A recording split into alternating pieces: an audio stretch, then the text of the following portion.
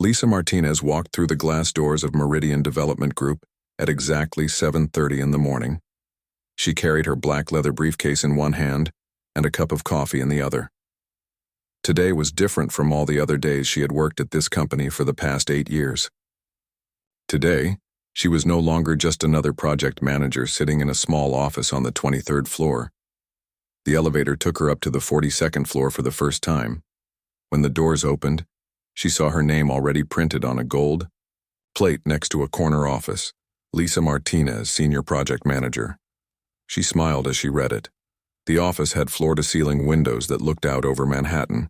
From up here, the city looked like a toy model with tiny cars moving between tall buildings. Her new assistant, Ashley Morgan, was already waiting for her with a stack of folders. Ashley was 29 years old and had been working at Meridian for 2 years. She was smart and always asked good questions about their projects. "Good morning, Lisa. These are the files for your 3 new projects," Ashley said, setting the folders on the large wooden desk. "Mr. Blake wants to see you at 9 o'clock to go over everything." Lisa opened the first folder and saw photos of empty lots in Brooklyn. The second folder showed rundown buildings in the Bronx. The third had pictures of old warehouses in Queens. These were the projects that would make her career. 3 major developments worth over $2 billion. The company planned to build thousands of new homes for families who could not afford the high rents in New York City. At 9 o'clock sharp, Lisa knocked on Richard Blake's office door. Blake was the CEO of Meridian Development Group. He was 48 years old and had built the company from nothing 20 years ago. Everyone respected him. He was known throughout the city for his big projects and his ability to get things done. "Lisa, come in. Sit down," Blake said with a warm smile. His office was huge, with leather chairs and paintings on the walls.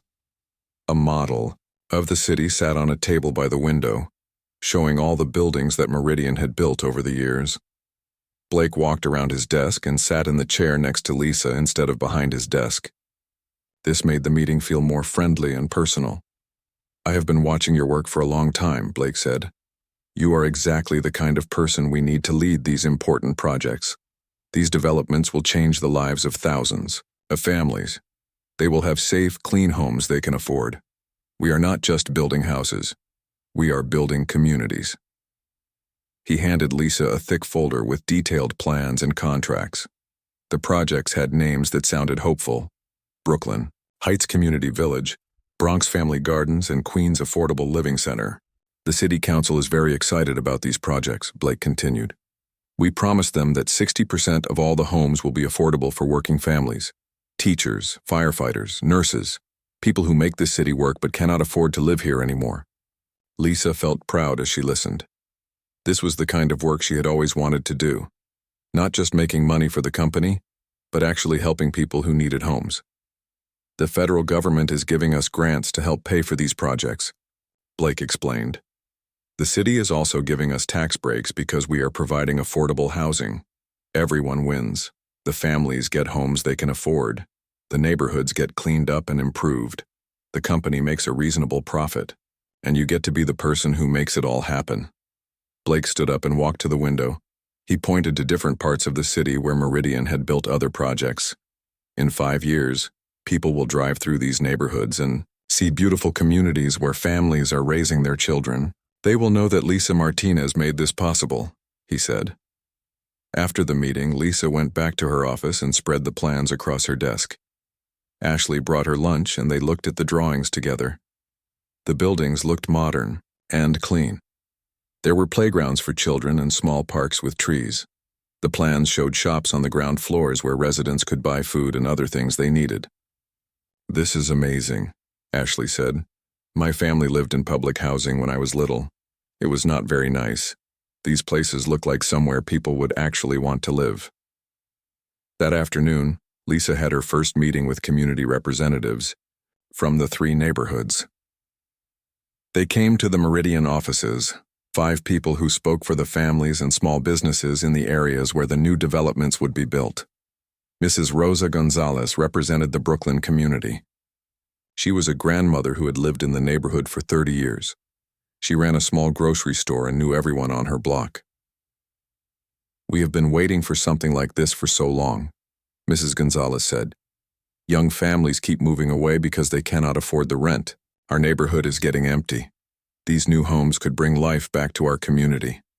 The representative from the Bronx was Carlos Rivera, a teacher at the local elementary school. He explained that many of his students' families were struggling to pay rent and having to move far away from the school. If we can keep families in the neighborhood with affordable homes, the children can stay in the same school.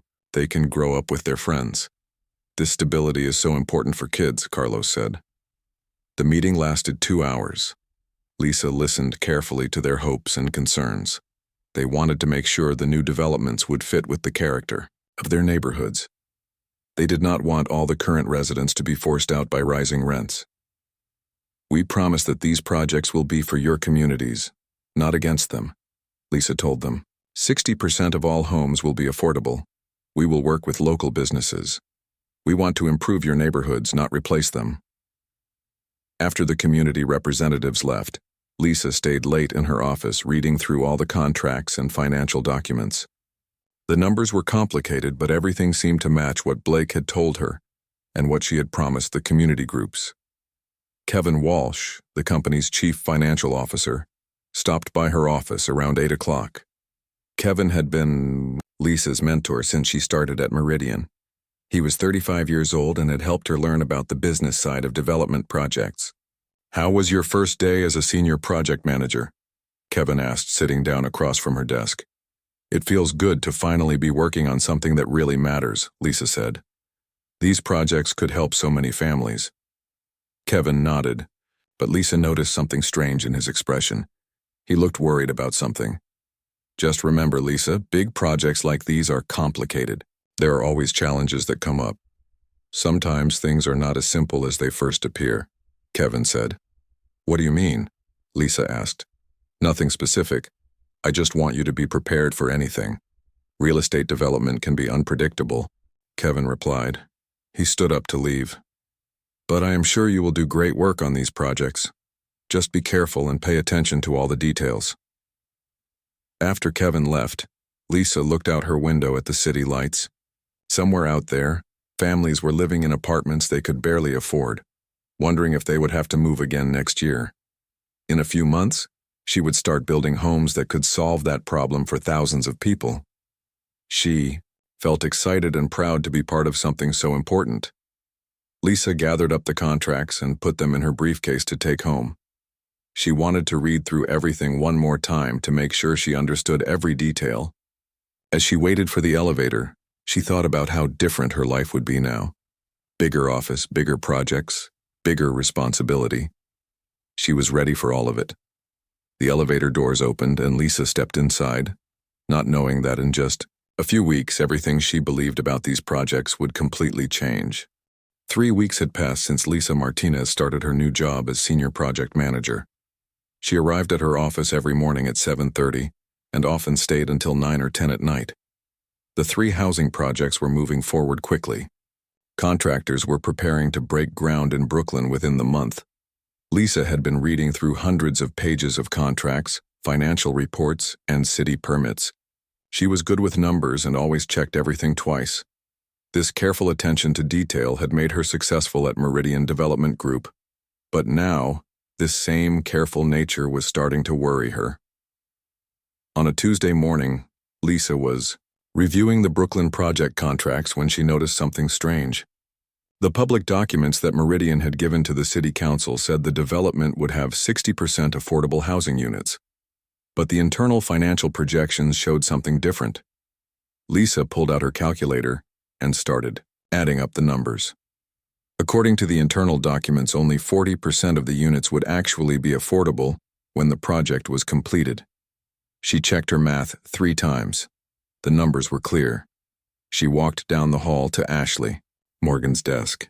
Ashley was working on permit applications for the Queens project. "Ashley, can you help me understand something?" Lisa asked. "Look at these 2 documents. Do you see what I see?" Ashley studied both papers carefully. Her face changed as she realized what Lisa was showing her. "The public numbers and the private numbers don't match," Ashley said quietly. "Why would that be?" "I don't know yet," Lisa replied. But I need to find out. That afternoon, Lisa decided to talk to Kevin Walsh about what she had discovered.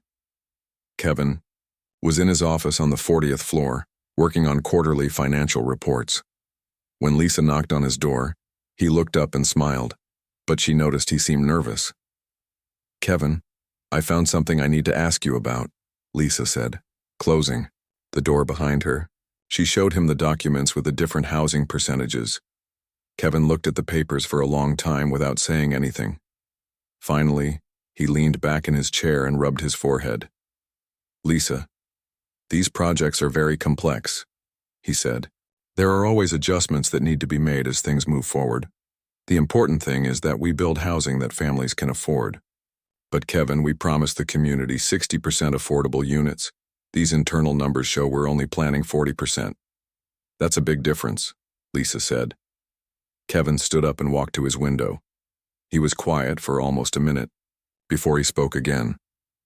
"Sometimes in this business you have to focus on the big picture instead of getting caught up in small details," he said. "These projects will still help a lot of families. Maybe we can't do exactly 60%, but 40% is still good." Lisa had never heard Kevin talk like this before. He had always taught her that details mattered. He had always said that keeping promises was the most important part of business. "Kevin, what's really going on here?" Lisa asked. "Nothing is going on, Lisa. Just focus on getting these projects built.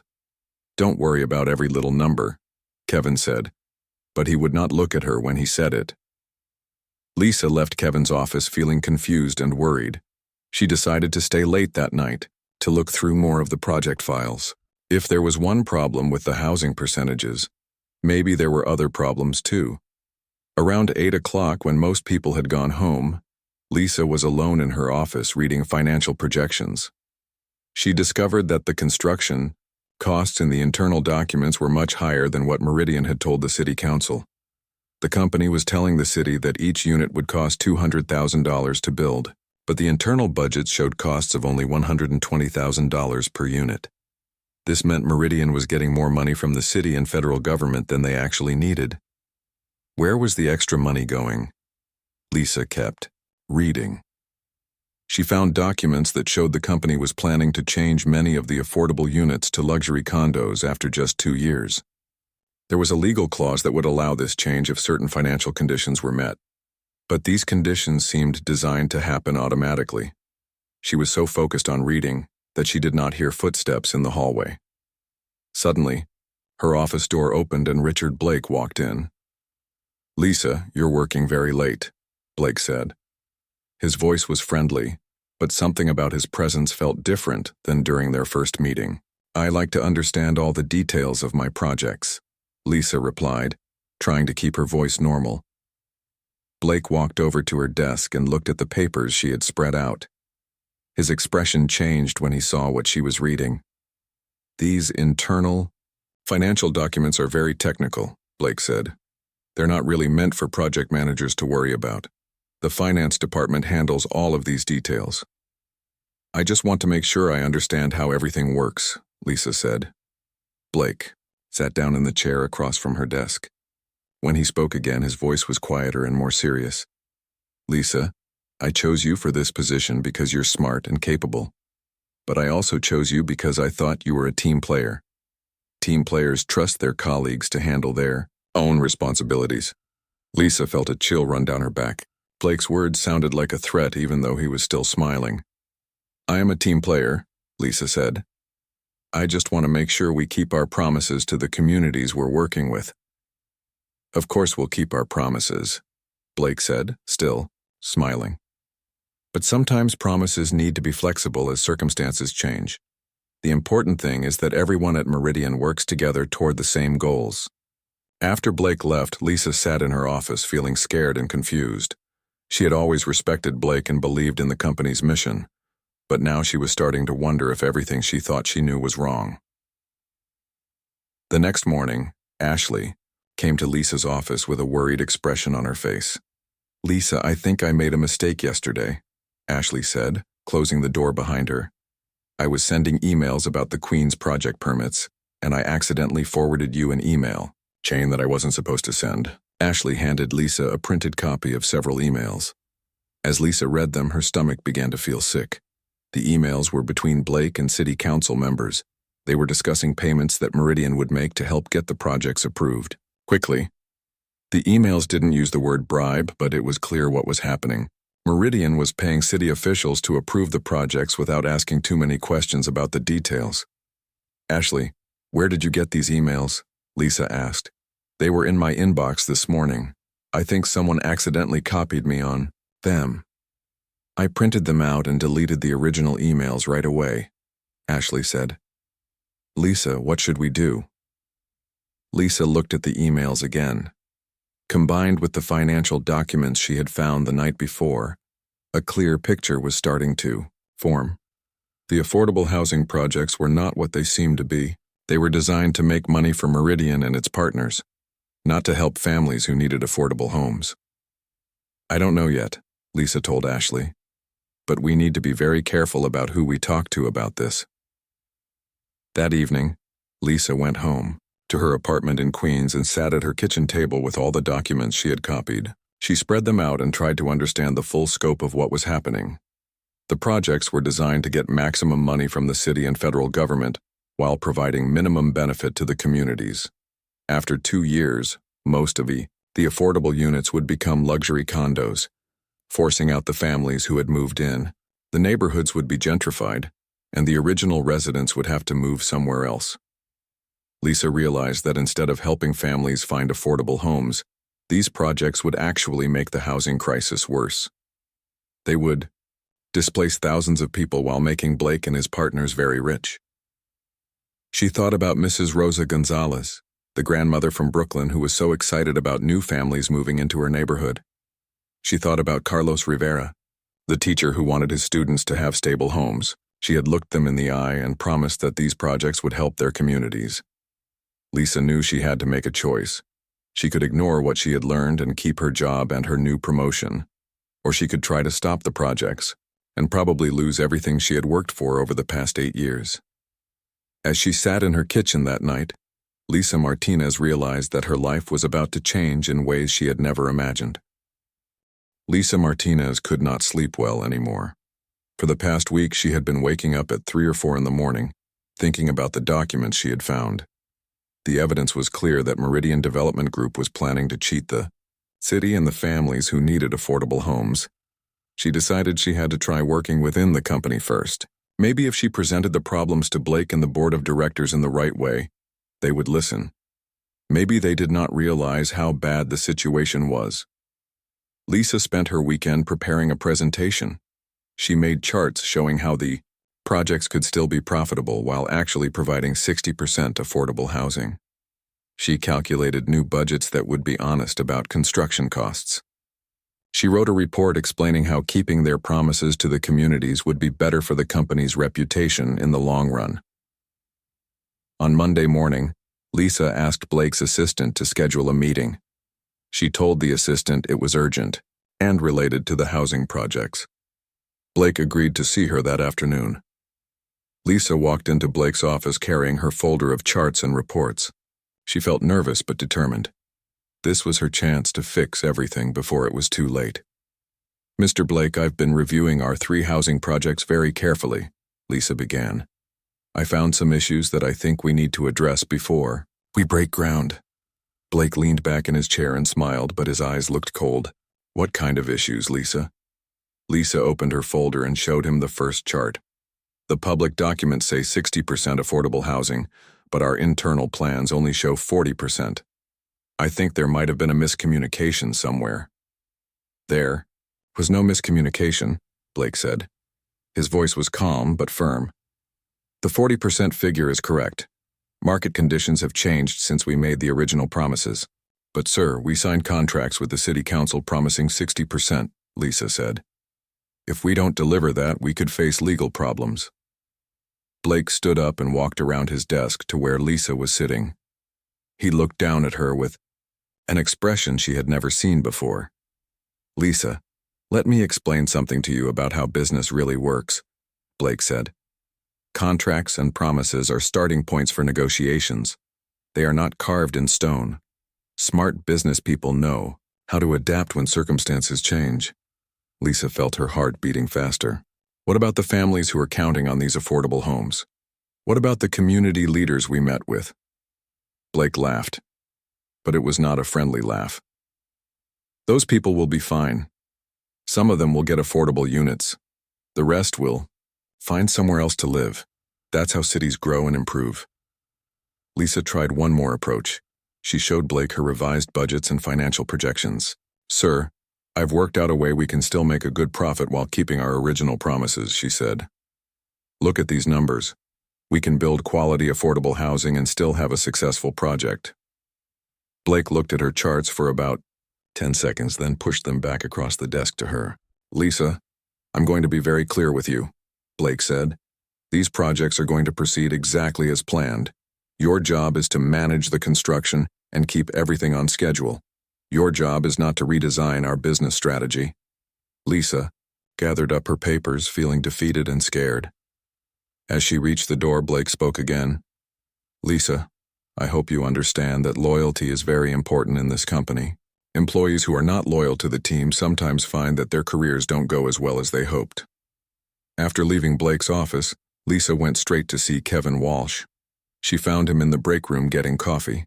He looked tired and stressed. "Kevin, I need to talk to you privately," Lisa said. They went to an empty conference room and Lisa closed the door. She told Kevin about her meeting with Blake and showed him all the evidence she had gathered. Kevin listened without interrupting. When Lisa finished talking, he was quiet for a long time. "Lisa, you need to stop this right now," Kevin finally said. "You need to forget about everything you found and just do your job." "Kevin, you taught me that doing my job means being honest and keeping promises," Lisa said. "How can I just ignore all of this?" Kevin looked around the room as if he was worried. Someone might be listening. Then he leaned closer to Lisa and spoke very quietly. 3 years ago, there was another project manager named Dave Collins.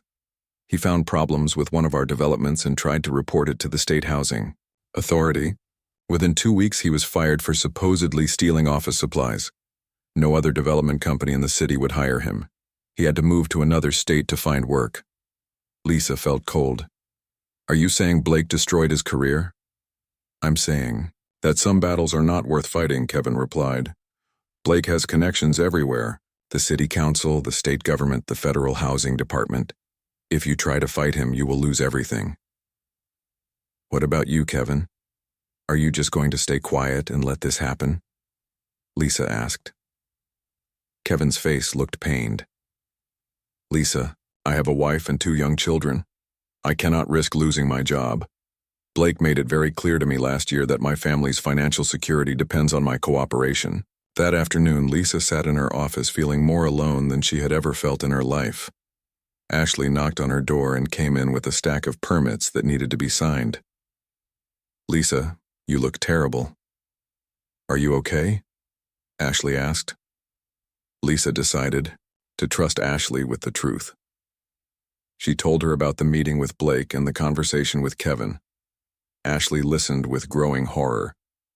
"So they're going to go ahead with the fake affordable housing projects no matter what?" Ashley asked. "It looks that way," Lisa said.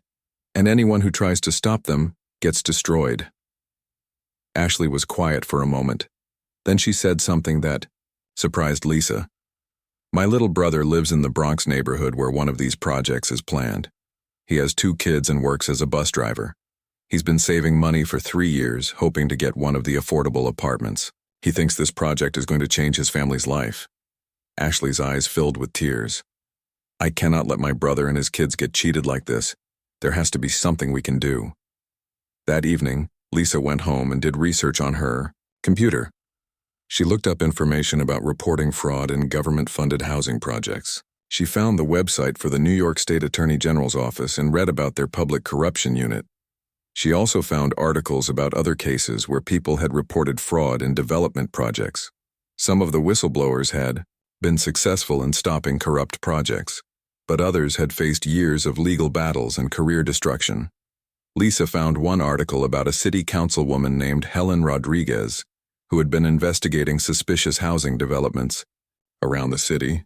The article said Rodriguez was specifically looking into projects where companies promised affordable housing, but delivered luxury condos instead. Lisa wrote down Rodriguez's office phone number. Maybe she could call and ask for advice without giving any specific information about Meridian's projects. The next day, Lisa called Rodriguez's office during her lunch break. She spoke to an assistant and asked if the councilwoman was available to discuss concerns about housing development fraud. Councilwoman Rodriguez is very interested in these issues, the assistant said. She has been investigating several suspicious projects. Can you tell me which company or projects you're concerned about? Lisa hesitated. Once she gave Meridian's name, there would be no going back. But she thought about Mrs. Rosa Gonzalez and Carlos Rivera and all the families who were counting on these affordable homes. The company is called Meridian Development Group, Lisa said. They have 3 major projects starting soon in Brooklyn, the Bronx, and Queens. Please hold on, the assistant said. After a few minutes, Councilwoman Rodriguez came on the phone herself. Ms. Martinez, I understand you have information about Meridian Development Group, Rodriguez said. Yes, but I need to be very careful. I still work for the company, Lisa replied. I understand completely. Can you meet me this evening? I have been watching Meridian's projects very closely. I think we need to talk. Lisa agreed to meet Rodriguez at a small restaurant in Manhattan that evening. As she hung up the phone, she realized she had just taken the first step toward a battle that could destroy her career and her life. But she also realized she could not live with herself if she stayed quiet and let thousands of families be cheated out of affordable homes they desperately needed. That night, as Lisa prepared to meet with Councilwoman Rodriguez, she knew there was no turning back. The storm was gathering, and she was about to be right in the center of it. Lisa Martinez sat in a small restaurant on the Upper East Side, waiting for Councilwoman Helen Rodriguez. She had chosen a table in the back corner where they could talk privately. Her hands were shaking slightly as she held her coffee cup. She knew that this meeting would change everything. Rodriguez arrived exactly on time. She was a woman in her 50s with gray hair and intelligent eyes. She looked around the restaurant carefully before sitting down across from Lisa. Thank you for calling me, Rodriguez said quietly. I have been investigating Meridian Development Group for 6 months. I believe they are involved in a pattern of fraud involving affordable housing projects. Lisa felt relief that someone in government was already aware of the problems. She pulled out a folder containing copies of all the documents she had found. I have evidence that shows exactly what they're planning, Lisa said. She showed Rodriguez the contracts with different housing percentages, the inflated cost estimates, and the emails about payments to city officials. Rodriguez studied each document carefully. Her expression became more serious as she read. This is worse than I suspected, Rodriguez said. Do you have more evidence? Can you get access to their financial records and construction contracts? I can try, Lisa said. But I have to be very careful.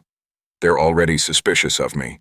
My boss made it clear that employees who cause problems get fired and blacklisted from the industry. Rodriguez leaned forward. Lisa, I need you to understand something. If we're going to stop these projects and hold Meridian accountable, we need solid evidence that will stand up in court. What you've shown me is a good start, but we need more. Over the next 2 weeks, Lisa felt like she was living a double life. During the day, she attended meetings and managed the construction schedules as if everything was normal. But at night and on weekends, she was secretly copying documents and gathering evidence. Ashley helped her by accessing files that Lisa could not get to from her own computer. They developed a system where Ashley would download documents and save them to a flash drive, then give the drive to Lisa during their regular work meetings. One Thursday afternoon, Blake called Lisa into his office unexpectedly. When she arrived, she found him sitting with 2 other executives she did not recognize. Lisa, I have some wonderful news, Blake said with a big smile. The board of directors has decided to promote you to vice president of development. This comes with a significant salary increase and stock options in the company. Lisa was shocked. She had not expected this at all. The promotion is effective immediately, Blake continued. We're also giving you a signing bonus of $50,000. Consider it a reward for your excellent work on these housing projects. One of the other executives handed Lisa a contract. All you need to do is sign this agreement and the promotion is official, he said. Lisa looked at the contract. Most of it was standard language about salary and benefits, but buried in the middle was a clause that caught her attention. It said that as a vice president, she agreed to keep all company information confidential and would face serious legal penalties if she shared any internal documents with outside parties. This is very generous, Lisa said carefully. Can I take some time to review the contract before I sign it? Blake's smile faded slightly. Lisa, this is not the kind of offer that stays on the table indefinitely. We need your answer today. Lisa realized that Blake was trying to buy her silence. The promotion and money were meant to make her complicit in the fraud. If she accepted, she would be legally bound to keep quiet about everything she had discovered. I need to discuss this with my lawyer before I sign any contract, Lisa said. Your lawyer? Blake asked. His voice was no longer friendly. Why would you need a lawyer to review a promotion contract? It's just good practice to have legal documents reviewed, Lisa replied, trying to keep her voice steady. Blake stood up and walked to his window. The other two executives watched Lisa carefully. Lisa, I'm starting to wonder if you're really committed to being part of this team, Blake said without turning around. Team players don't hesitate when they're offered opportunities like this. Lisa left Blake's office without signing the contract. She knew she had probably just made Blake even more suspicious of her. That evening, Ashley came to Lisa's apartment. She looked nervous and scared. Lisa, something bad happened today, Ashley said. I got called into Human Resources. They told me I'm being transferred to the Seattle office. They want me to move there next week. Lisa felt her stomach drop. Did they give you a reason? They said the Seattle office needs someone with my skills, Ashley replied. But Lisa, I know this is because of what we've been doing. They're trying to separate us. Lisa realized that Blake was tightening the pressure. First the promotion offer, now removing Ashley. He was systematically cutting off Lisa's access to information and support. Ashley, you don't have to go to Seattle, Lisa said. You could quit and find another job. Ashley shook her head. I can't afford to quit without having another job lined up. I have student loans and rent to pay. But Lisa, before I leave, we need to get all the evidence we can. They spent the weekend copying every document they could access. Ashley used her computer access to download financial records, construction contracts, and email correspondence. They worked late into Sunday night, knowing this might be their last chance. On Monday morning, Lisa arrived at work to find that her access to certain computer files had been revoked. When she tried to log into the company's financial database, she got an error message saying she did not have authorization. She called the IT department to report the problem. Ms. Martinez, your access levels were changed by direct order from Mr. Blake's office, the IT technician told her. You'll need to speak with him about restoring your access. Lisa knew there was no point in asking Blake. He was clearly limiting her ability to gather more evidence. That afternoon, a man in a suit came to Lisa's office. He introduced himself as Jim Parker from Corporate Security. Ms. Martinez, we've had reports of unauthorized access to company files, Parker said. I need to search your office and your computer to make sure no confidential information has been improperly copied. Lisa watched as Parker went through her desk drawers and filing cabinets. Fortunately, she had not kept any of the copied documents at work. Everything was safely stored at her apartment. Parker found nothing suspicious in her office, but Lisa knew this was another warning. Blake was making it clear that she was being watched. That evening, Lisa met with Danny Chen, a reporter from the New York Times, who specialized in investigating government corruption. Rodriguez had connected them, thinking that media attention might be necessary to stop the projects. What you're describing sounds like a major story, Chen told Lisa as they sat in a coffee shop in Brooklyn. But I need to verify everything, independently. Can you get me copies of the documents you found? Lisa gave Chen a flash drive containing all the evidence she and Ashley had gathered. Please be careful with this information, she said. If Blake finds out I gave you these documents, my career will be over. Chen nodded seriously. I understand the risks you're taking. Give me a week to verify these documents and do some additional research. If everything checks out, this story could expose a massive fraud. As Lisa walked home that night, she noticed a car following her. When she turned corners, the car turned too. When she stopped at a crosswalk, the car stopped as well. Her heart started beating faster. She ducked into a subway station and took a train in the opposite direction from her apartment. When she finally got home an hour later, she looked out her window and saw the same car parked across the street. Lisa realized that Blake had hired someone to follow her. The pressure was getting more intense every day. The next morning, Lisa found an envelope slipped under her apartment door. Inside was a single piece of paper with a message written in block letters. Some secrets are worth dying for. Lisa stared at the note, feeling fear like she had never felt before. But she also felt something else. Determination. Blake was trying to scare her into silence, but his threats only made her more certain that she was doing the right thing. She thought about all the families who were counting on affordable housing. She thought about Ashley's brother and his children. She thought about Mrs. Rosa Gonzalez and Carlos Rivera, and all the people who trusted that these projects would help their communities. Lisa Martinez knew she had reached the point of no return. The final contracts would be signed in just 1 week. If she was going to stop this fraud, she had to act now, regardless of the personal cost. She picked up her phone and called Councilwoman Rodriguez. It's time, Lisa said. I'm ready to do whatever it takes to stop these projects. The morning of the board meeting arrived cold and gray.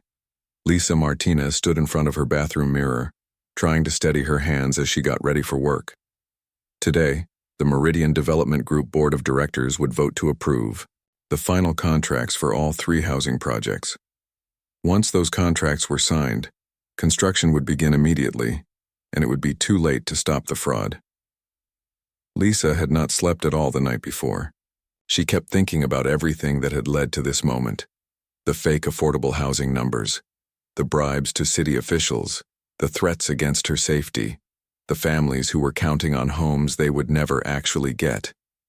She put on her best business suit and picked up her briefcase. Inside were copies of all the evidence she had gathered over the past month: financial documents, emails, construction contracts, and photographs. Everything she needed to prove that Blake and Meridian were planning to steal millions of dollars while destroying communities. Lisa arrived at the Meridian building at 8 in the morning. The board meeting was scheduled for 10 o'clock in the main conference room on the 45th floor. She took the elevator up to her office and tried to work on normal tasks, but she could not concentrate on anything. At 9:30, Ashley called her from Seattle. Lisa, I wanted to call you before the meeting, Ashley said. I know what you're planning to do today. Are you sure you're ready for this? I'm scared, but I'm ready, Lisa replied. Someone has to speak up for those families. I have some news that might help you, Ashley said. I've been doing research from Seattle, and I found out that Blake did this same thing 2 years ago, with a project in Philadelphia. The FBI investigated, but Blake had covered his tracks too well. However, one of the federal agents who worked on that case is now based in New York. Her name is Agent Sarah Williams. Ashley gave Lisa the agent's phone number. I already called her this morning and told her about today's meeting. She's very interested in what you have to say. Lisa felt a surge of hope. Maybe she would not be facing this alone after all, and 10 o'clock, Lisa walked into the conference room. The long mahogany table was surrounded by 12 board members, 3 city council representatives, and several executives from companies that would be involved in the construction. Blake sat at the head of the table, looking confident and relaxed. Good morning, everyone, Blake said as the meeting began. Today we make history. These 3 affordable housing developments will transform neighborhoods and provide homes for thousands of working families in New York City. Lisa took her seat about halfway down the table. Her heart was pounding, but she tried to look calm and professional. Blake stood up and began his presentation. He had charts showing the beautiful buildings that would be constructed. He talked about playgrounds and community centers. He emphasized how much the projects would help teachers, Firefighters and other essential workers find affordable places to live. The federal government is providing $40 million in grants for these projects, Blake continued.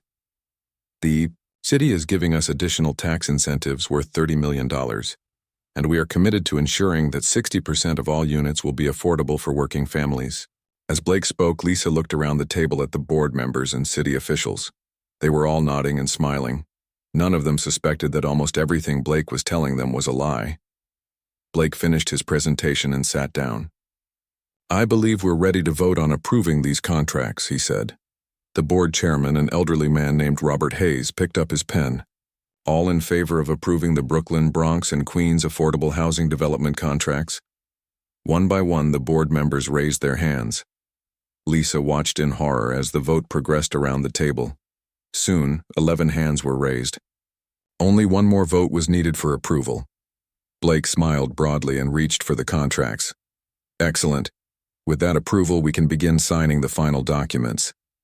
This was the moment Lisa had been preparing for.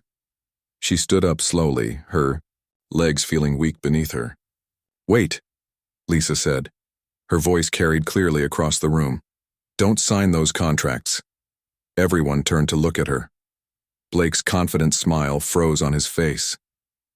"Lisa, what are you doing?" Blake asked. His voice was controlled, but Lisa could see anger flashing in his eyes. Lisa opened her briefcase and pulled out a folder of documents. "These projects are not what you think they are," she said to the board members and city officials. "Mr. Blake has been lying to all of you." The room became completely silent. Blake stood up, his face turning red. "Lisa, you're out of line," Blake said. "Please sit down so we can continue with our meeting." "No," Lisa replied firmly. "Everyone in this room needs to know the truth before you sign anything." Lisa walked to the front of the room and spread her documents on the table where everyone could see them. "The contracts you're about to sign promise 60% affordable housing," Lisa began. "But Meridian's internal plans only provide 40% affordable units. The rest will be converted to luxury condos within 2 years." Several board members leaned forward to look at the documents Lisa was showing them. "The construction costs in these contracts are inflated by 40%, Lisa continued. "Meridian is overcharging the government by millions of dollars, and I have emails proving that bribes were paid to city officials to get these projects approved without proper oversight." Blake slammed his hand on the table. "These accusations are ridiculous," he shouted. "Lisa Martinez is a disgruntled employee who was recently disciplined for poor performance." But the board members were now studying Lisa's documents carefully. Robert Hayes picked up one of the financial reports and compared it to the contract in front of him. "These numbers don't match," Hayes said to Blake. "Can you explain this discrepancy?" Before Blake could answer, the conference room door opened. Agent Sarah Williams walked in, followed by 3 other FBI agents and Councilwoman Helen Rodriguez. "Ladies and gentlemen, I'm Agent Williams with the Federal Bureau of Investigation," Williams announced. "We have a warrant to seize all documents related to these housing projects as part of an ongoing fraud investigation." Blake's face went completely white.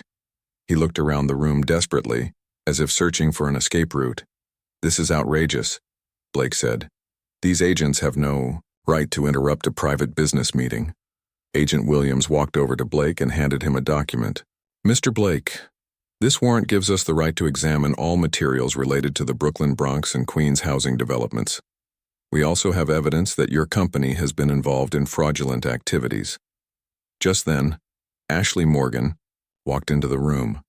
Lisa was shocked to see her. "Ashley, what are you doing here?" Lisa asked. "I flew back from Seattle last night," Ashley replied. "I brought more evidence." She handed Agent Williams a flash drive. "These are financial records showing that Meridian created fake shell companies to hide profits and avoid paying taxes on the government grants." Blake made one last desperate attempt to control the situation. "Everyone needs to calm down," he said. "There are simply some misunderstandings about technical details. These projects will still provide affordable housing for families who need it." Agent Williams looked directly at Blake. "Sir, based on the evidence we've reviewed, we believe these projects constitute wire fraud, mail fraud, and conspiracy to defraud the federal government. We need you to come with us for questioning. The FBI agents escorted Blake out of the conference room.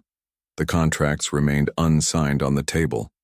Robert Hayes looked at Lisa with a mixture of respect and amazement. Ms. Martinez, it appears you may have saved this company and these communities from a terrible fraud. Thank you for having the courage to speak up. 6 months later, Lisa sat in a hearing room in Washington, D.C., testifying before a congressional committee about fraud in affordable housing programs. Blake had been arrested and charged with multiple felonies.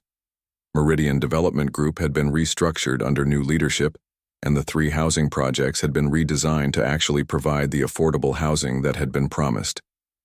Lisa had started her own consulting company that helped communities evaluate development proposals to make sure they were legitimate. Ashley had become her business partner, and Kevin Walsh, finally free from Blake's threats, had joined them as their financial advisor. On a warm Saturday morning, Lisa walked through the Brooklyn neighborhood where the first of the redesigned projects was nearing completion. Families were already moving into genuinely affordable apartments. Children were playing in the new playground that had been built exactly as promised. Mrs. Rosa Gonzalez approached Lisa near the community center. Ms. Martinez, I wanted to thank you again, she said. My grandson and his wife just moved into one of the new apartments. They can actually afford the rent, and they'll be able to stay in the neighborhood where their family has lived for generations. Lisa smiled as she watched children playing and families enjoying their new community. She had risked everything to stop Blake's fraud, and it had been worth it. Sometimes one person's courage to speak the truth could change thousands of lives for the better. She thought back to that terrifying morning in the conference room when she had stood up and said, "Don't sign those contracts." It was the hardest thing she had ever done,